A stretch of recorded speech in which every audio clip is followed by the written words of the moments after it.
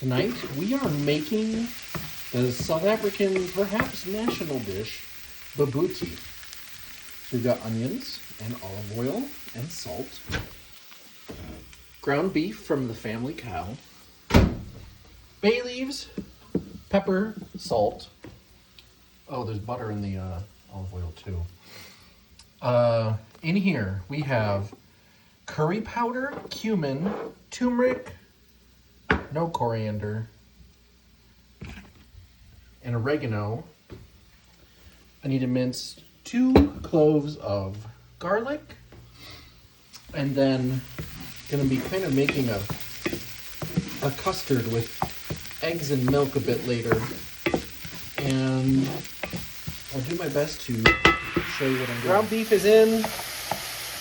I'm just mushing it up, and like Alton Brown, I don't like kitchen unitaskers, things that only do one job. But gosh dang it, these like meat breaker up things are actually pretty dang nice. So the meat was still a little frozen. We'll get that broken up. So now I've added the minced garlic. It's like 2.5 cloves. I've added the minced garlic. I added the spice mixture, which was curry powder, cumin, turmeric, salt, and pepper. And we're gonna let that get to know each other. And then we'll add tomato paste, apple cider vinegar, and then I need to start working on the custard mixture. I just added the tomato paste.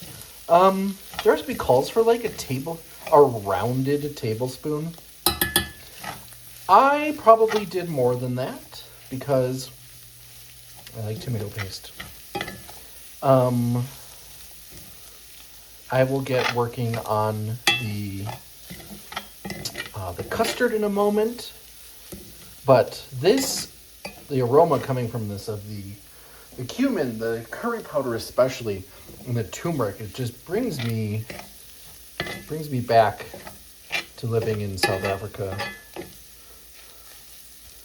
because that's where I first had food with curry in it, because I'm from Wisconsin and that wasn't a thing growing up.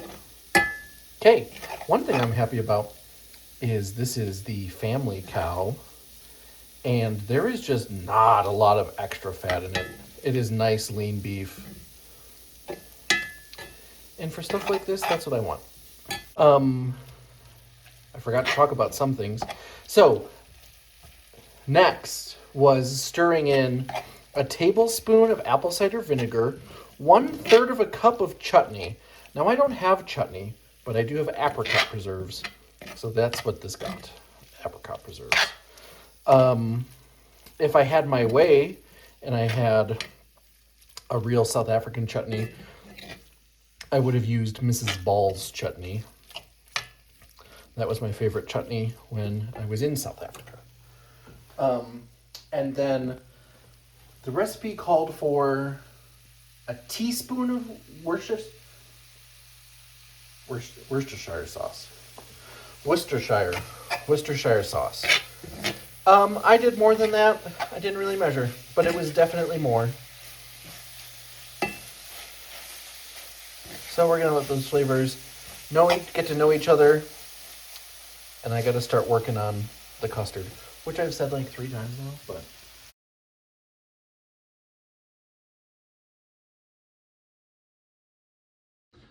I couldn't take a video doing the custard, but there's 2 eggs and a cup of milk and 2 bay leaves that sloshed around when I put it into the oven. So now it'll bake for 45 minutes. And there it is. There is South African Bobotie after 45 minutes in the oven.